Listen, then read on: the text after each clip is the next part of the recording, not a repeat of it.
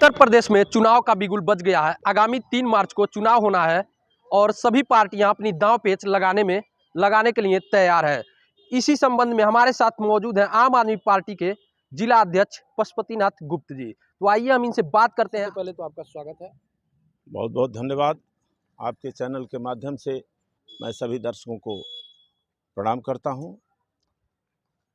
हमारी अभी क्या रणनीति है, हमारी रणनीति केवल दिल्ली मॉडल पर है आधारित। अच्छा।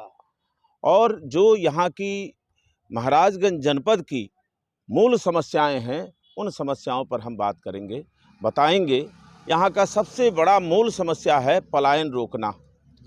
और यह पलायन रोकने का काम केवल जो कृषि पर आधारित, वनों पर आधारित जो उद्योग हैं, वो जब तक यहाँ आगे नहीं होंगे, डेवलप नहीं होंगे, तब तक महाराजगंज का विकास संभव नहीं है। तो यहीं के बीजेपी के नेता का कहना है और विधायक का कहना है कि दिल्ली मॉडल यहाँ लोगों को नहीं पसंद है, योगी मॉडल पसंद है। इस पे आप क्या कहेंगे? इसलिए वो इस तरह का कह रहे हैं। उनके कहने का वो मतलब भी है, क्योंकि वो अपने नेता के खिलाफ क्यों बोलेंगे? वो जनता के लिए थोड़ी चुनाव लड़ते हैं।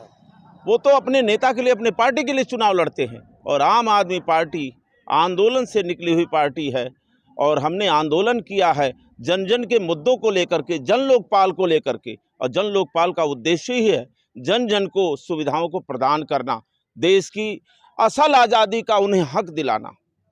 वहीं पे बीजेपी नेताओं का, आपके विपक्ष नेताओं का कहना है कि आम आदमी पार्टी उत्तर प्रदेश में खाता नहीं खोल पाएगी। नहीं, ऐसे ही तो कहते थे। नहीं, एकदम सही कह रहे हैं वो इसलिए कह रहे हैं। ऐसे ही दिल्ली में लोग कह रहे थे कि आम आदमी पार्टी का खाता नहीं खुलेगा, कुछ नहीं होगा, और अंत में दिल्ली में आम आदमी पार्टी की सरकार बनी। अब 49 दिन बाद जब लोगों ने जन लोकपाल के मुद्दे पर समर्थन नहीं दिया तो सरकार अल्पमत में आ गई और अरविंद जी ने इस्तीफा दिया। इन्हीं लोगों ने आवाज़ उठाया कि ये भगोड़ा है, भगोड़ा है, भगोड़ा है। और जनता ने वहाँ के ऐसा सफाया किया कि 4 कंधे चाहिए किसी भी लाश को ढोने के लिए।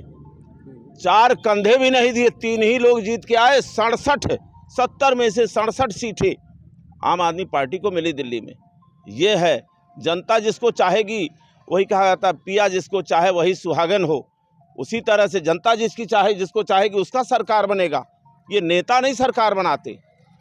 महाराजगंज में क्या लग रहा है? आप महाराजगंज के जिला अध्यक्ष हैं, तो महाराजगंज में क्या लग रहा है, कितने सीटें आप निकाल पाएंगे? महाराजगंज की अभी तो हम अरविंद जी को यहाँ बुलाने की योजना पर काम कर रहे हैं। 17 तारीख को मैं दिल्ली में रहूँगा और निश्चित ही महाराजगंज में अरविंद केजरीवाल के आने के बाद हम 5 विधानसभा सीटों पर, अभी तो उत्तर प्रदेश में केवल 4 दिन दिए हैं, वो 23, 24, 25, 26, ये 4 दिन दिया है उन्होंने यूपी के लिए। लेकिन मैं चाहता हूं, मैं जा रहा हूं इसीलिए, और उनको लेकर के आऊंगा महाराजगंज में। अगर उनकी एक जनसभा हो गई तो यहाँ के हालात बदल जाएंगे। क्या लग रहा है अरविंद जी का जो दिल्ली मॉडल है यहाँ के लोगों को पसंद आएगा? एकदम पसंद आएगा। दिल्ली में ऐसा कोई जगह नहीं है जहाँ उत्तर प्रदेश के हर गांव के 2-4 लोग न गए हों, न रहते हों, न काम किए हों। वो सब बताते हैं आकर के, गांव-गांव में प्रचार वही लोग ज़्यादा कर रहे हैं कि दिल्ली मॉडल बड़ी अच्छा है, दिल्ली मॉडल बहुत अच्छा है, यहाँ भी आना चाहिए, यहाँ भी आना चाहिए। जबकि दिल्ली केंद्र के अधीन राज्य है और उत्तर प्रदेश स्वतंत्र राज्य है। वहाँ जितनी दिक्कतों से हमने विकास किया है, यहाँ खुल करके विकास का काम होगा और जन जन की भावनाओं पर काम होगा। खरे उतरेंगे हम। महाराजगंज में आप लोग चुनावी भ्रमण कर रहे हैं, कैसा माहौल, क्या लोगों का क्या सपोर्ट मिल रहा है? देखिए, आम जन का सपोर्ट तो ज़बरदस्त मिल रहा है। आम जनता जगह जगह जाने पर, जब डोर टू डोर कैंपेनिंग कर रहे हैं हम, तो आम जनता कह रही है यहाँ भी एक बार केजरीवाल को आना चाहिए, यहाँ भी एक बार केजरीवाल को आना चाहिए। एक बार इसको भी देख लें। 4-4 बार मैंने देखा, सपा को, बसपा को, भाजपा को भी देख लिया। एक बार इसको भी देखें, दिल्ली में किया है, यहाँ भी करेगा। आज आप सिसवा विधानसभा में जनसंपर्क कर रहे हैं, यहाँ का क्या माहौल है? आपके प्रत्याशी को कितने अभी तक जो जनसंपर्क किया है मैंने, अगर 100 लोगों से एक दिन में मैं मिला हूं तो 100 में से 70 लोगों ने खुल करके समर्थन किया है कि इस बार आम आदमी पार्टी को आना चाहिए। खुल करके ऐसा विरोध समर्थन किया है। आप इस चुनाव में किसको विरोधी मानते हैं? हम किसी को विरोधी नहीं मान रहे हैं। यहाँ आम जनता के विरोधी तो ये सपा बसपा भाजपा सब हैं, आम जनता के विरोधी हैं। आम जनता के साथी केवल आम आदमी पार्टी वाले हैं। महाराजगंज का 60वां विधानसभा सबसे पिछड़ा विधानसभा और कहा जाए तो पूरा जिला ही पिछड़ी में आता है, लेकिन यहाँ किसानों की एक बहुत बड़ी समस्याएं रहती है गन्ना को लेके, और गन्ना भुगतान जो बकाया राशि है उसको लेके आपकी पार्टी क्या इस चुनाव के बाद या चुनाव आप जीत जाते हैं तो क्या करेंगे? ये सबसे बड़ी मुद्दा यहाँ है। के नेताओं की एक सबसे बड़ी नीति है, जी, जनता जितने ही परेशान रहेगी जी, उतना पीछे घूमेगी। अच्छा, ये योजनाबद्ध तरीके से काम होता है। परेशान रखो इनको हाँ, हाँ, और थोड़ा थोड़ा देते जाओ, थोड़ा थोड़ा देते जाओ। हाँ, भूख लगा है, एक थरिया का एक कौरा खिला देंगे, फिर पीछे पीछे घुमाएंगे। यही काम यहाँ लोगों ने किया है। अगर एक बार में भुगतान कर देंगे तो क्या मतलब लोग समझेंगे। और जबकि वादा किया है अरविंद केजरीवाल ने कि 24 घंटे के अंदर आपके हर फसल का भुगतान करेंगे, 24 घंटे के अंदर।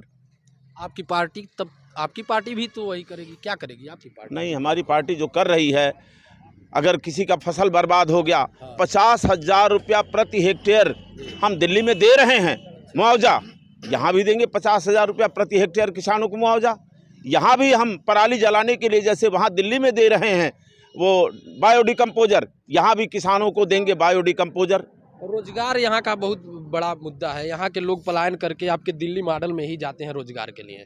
तो रोजगार के लिए आपकी पार्टी की क्या ड्रीम प्रोजेक्ट है उत्तर प्रदेश में और यहाँ तराई क्षेत्रों में? सबसे पहला तो हमारा आम आदमी पार्टी का यही गारंटी हुआ कि हर साल 10 लाख नौजवानों को मैं रोजगार दूंगा, नौकरी दूंगा, और जब तक नहीं दूंगा तो 5,000 रुपया महीना सभी को बेरोजगारी भत्ता दूंगा। 34 लाख हमारे इस उत्तर प्रदेश में एम्प्लॉयमेंट एक्सचेंज में नाम लिखे हैं, उन 34 लाख को तो हम 3-4 साल के अंदर दे देंगे और उसके बाद नए रोजगार का सृजन करेंगे। और इसी के लिए हर जिले में औद्योगिक विकास का खाका तैयार होगा, पलायन रोका जाएगा यहाँ से। शिक्षा के लिए जैसे यहाँ पे अगर देखा जाए तो शिक्षा सिर्फ वही ग्रेजुएशन है और बीएड है, एमए है, अलग टेक्निकल कुछ हट के यहाँ पे टेक्निकल कॉलेज नहीं है। उसके लिए आपकी सरकार क्या है? अच्छा, सबसे पहले चीज प्राइमरी शिक्षा ही नहीं है। जब हम पौधा लगाते नहीं, सरकार तो कहती है कि बहुत अच्छी शिक्षा है, सारी व्यवस्थाएं की गई, आप कह रहे शिक्षा ही नहीं है। नहीं, प्राइमरी शिक्षा यहाँ पर बिल्कुल बेकार है। और जब तक प्राइमरी शिक्षा को हम मजबूत नहीं करेंगे इंटर तक, तब तक हम ये डिग्री और यूनिवर्सिटी की बात करना सब बेमानी है। यही हार जाते हैं, इंटर तक जाते जाते तमाम बच्चे हार जाते हैं। प्राइमरी में अच्छी शिक्षा नहीं मिल पाती, इंटर में जाते हैं, 6 से पढ़ते हैं, उनको वो चीज़ नहीं मिलता है, वो आगे बढ़ नहीं पाते हैं, बैक हो जाते हैं। ये योगी का गढ़ है, पूरा पूर्वांचल ही माना जाता है योगी का गढ़ है। इसमें आप कैसे योगी जी के चक्रव्यूह को कैसे आप तोड़ेंगे? कभी ये गढ़ था आदरणीय सिब्बन लाल सक्सेना जी का गढ़ था।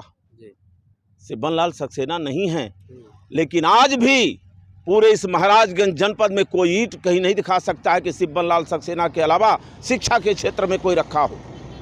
जितना रखा है यहाँ पर शिक्षा के क्षेत्र में ज्योति जलाने वाले आदरणीय सिब्बन लाल सक्सेना ही थे।